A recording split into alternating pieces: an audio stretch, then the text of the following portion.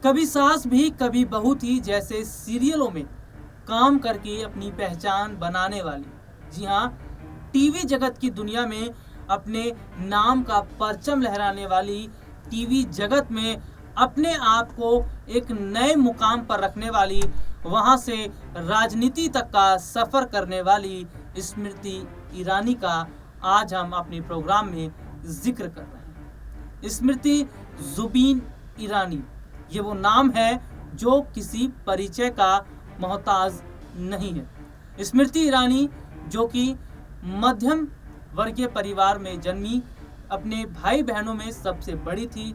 बहुत स्ट्रगल स्मृति ईरानी ने अपनी जिंदगी में किया। वो समस्याएं उन्होंने देखी, उन समस्याओं का, उन परिस्थितियों का उन्होंने सामना किया जो समस्याएं आम लोगों की होती हैं।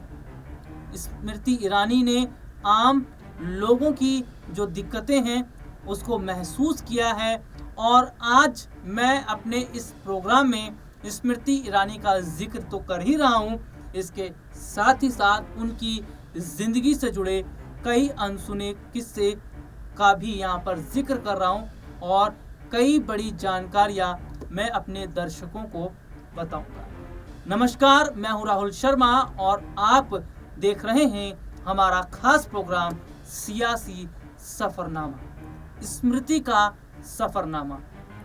आज हम बताएंगे किस तरीके से स्मृति ईरानी ने शुरुआत अपनी टीवी जगत से की, सीरियलों से की, लेकिन धीरे धीरे उनका जो झुकाव है वो राजनीति की तरफ बढ़ता चला गया। राजनीति में एक बड़ी जगह स्मृति ईरानी को मिली और मोदी मंत्रिमंडल में 2 बार मंत्री पद पर भी रही। स्मृति ईरानी जो महिलाओं के लिए एक बड़ी प्रेरणा है।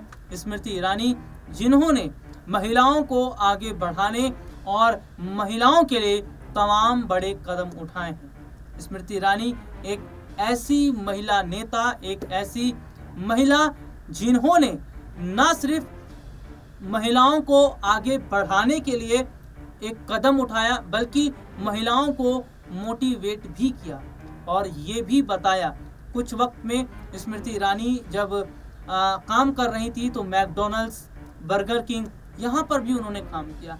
तो जो समस्याएं उन्होंने झेली हैं उसका जिक्र वो कई बार अपने इंटरव्यू में कर चुकी हैं, और वो ये बताती हैं कि किस तरीके से वो कुछ नया करना चाहती थी, अपनी एक अलग पहचान बनाना चाहती थी, और हुआ भी वही।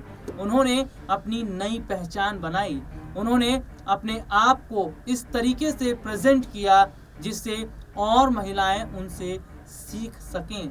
जी हाँ, कौन है स्मृति ईरानी और किस तरीके से उन्होंने टीवी जगत से, टीवी सीरियल की दुनिया से राजनीति तक का सफर तय किया, देखिए।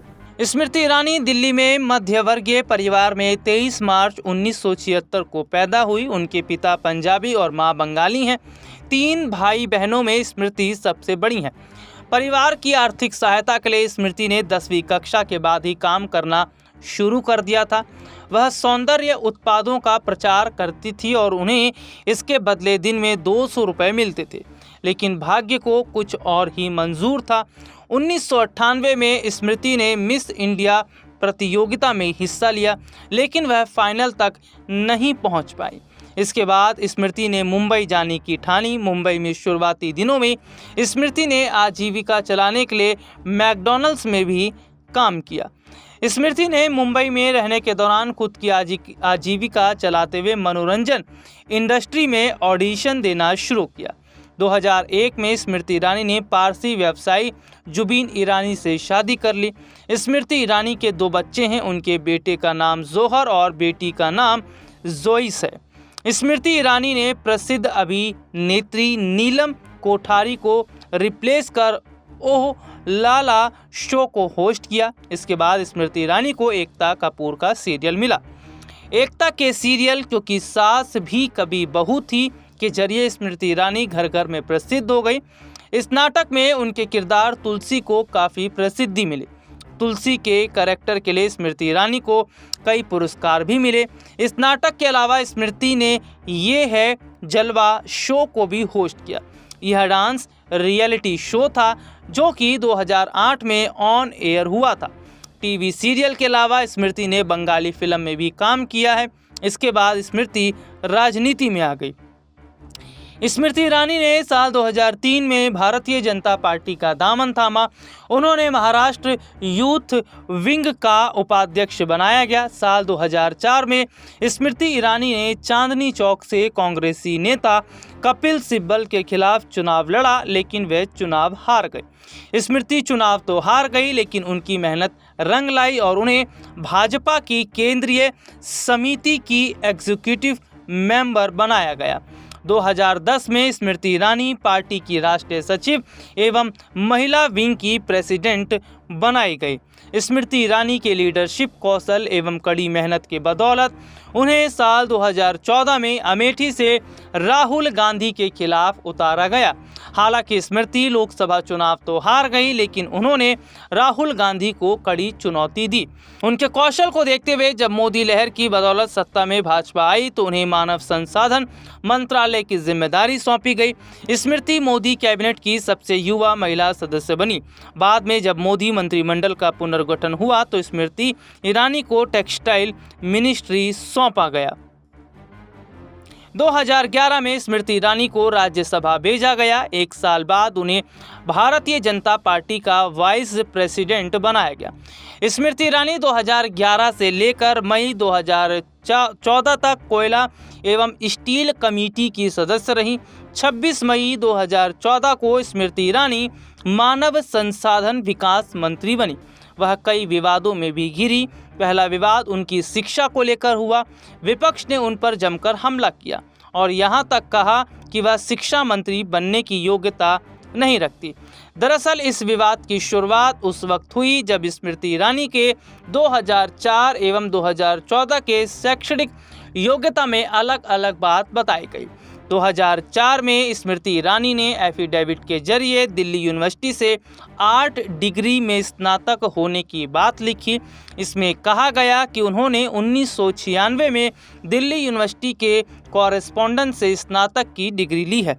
लेकिन जब 2014 में स्मृति ईरानी अमेठी से राहुल गांधी के खिलाफ चुनाव लड़ रही थी तो उन्होंने 1994 में दिल्ली यूनिवर्सिटी से कॉमर्स पार्ट 1 में स्नातक होने की बात लिखी। इसके बाद विवाद शुरू हुआ। इसके अलावा जेएनयू एवं हैदराबाद यूनिवर्सिटी के रिसर्च स्कॉलर रोहित वेमुला की आत्महत्या के मामले में भी स्मृति ईरानी विवादों में आ गई। इस तरीके से स्मृति ईरानी का लगातार विवादों से रिश्ता रहा, लेकिन स्मृति ईरानी ने राजनीति में अपना कदम बनाए रखा। लेकिन हाल ही के लोकसभा चुनावों में स्मृति ईरानी अमेठी से चुनाव हार गए। मोदी मंत्रिमंडल में पहले स्मृति ईरानी को जगह मिली थी, लेकिन अब उन्हें मोदी मंत्रिमंडल से भी हटा दिया गया। ये रिपोर्ट आपने देखी जिसमें विस्तार से हमने अपने दर्शकों को बताया। और स्मृति ईरानी भले ही अब मोदी मंत्रिमंडल में नहीं है, भले ही स्मृति ईरानी अमेठी से चुनाव हार गई हों, लेकिन स्मृति ईरानी ने अपने राजनीतिक करियर में कभी ब्रेक नहीं लगाया और ना वो आगे लगाती नजर आ रही है। स्मृति ईरानी जो हाल ही में अमेठी से चुनाव हार गई, लेकिन चुनाव हारने के बाद उनका ये कहना है कि अमेठी की जनता का वो दिल से धन्यवाद करती हैं। जो भी अमेठी की जनता का फैसला रहा उसको वो सराखों पर रखती है। जो कमियां रहीं, जो दिक्कतें हुई हैं, जो चीज़ें नहीं हो पाई, उसको वो करने की कोशिश करेंगी। इस तरह से स्मृति ईरानी ने न सिर्फ अपने राजनीतिक करियर में बहुत कुछ सीखा, बल्कि औरों को भी सिखाया। और सबसे बड़ी बात यह है कि हमेशा सरकार के साथ खड़ी रही। स्मृति ईरानी ने बहुत सारे ऐसे मुद्दे हैं जिनको संसद में उठाए, बहुत सारे ऐसे मुद्दे जो स्मृति ईरानी ने लोगों के लिए उठाए, जनता के लिए उठाए। और तो और स्मृति ईरानी ने महंगाई और भ्रष्टाचार, बढ़ते पेट्रोल डीजल के दाम, इन जैसे मुद्दों को भी उठाया। ये साल 2014 से पहले की मैं बात बता रहा हूँ। साल 2014 से पहले सड़कों पर उतरकर वो लगातार महंगाई और तमाम चीज़ों का वो जिक्र करती रही। इस तरीके से धीरे धीरे उनका राजनीति में दबदबा बढ़ता चला गया। मोदी मंत्रिमंडल में उनको बड़ी जगह मिली और देखते ही देखते स्मृति ईरानी एक बड़ा चेहरा बन गए। इस तरीके से स्मृति ईरानी ने अपने राजनीतिक करियर में बहुत कुछ सीखा और जनता की आवाज़ उठाई और लगातार उन्होंने सरकार का समर्थन करते हुए, सरकार का सपोर्ट करते हुए लोगों की, गरीबों की आवाज़ को संसद तक पहुंचाया। आज के इस प्रोग्राम में इतना ही। आपसे फिर दोबारा मुलाकात होगी, तब तक के लिए इजाज़त दीजिए।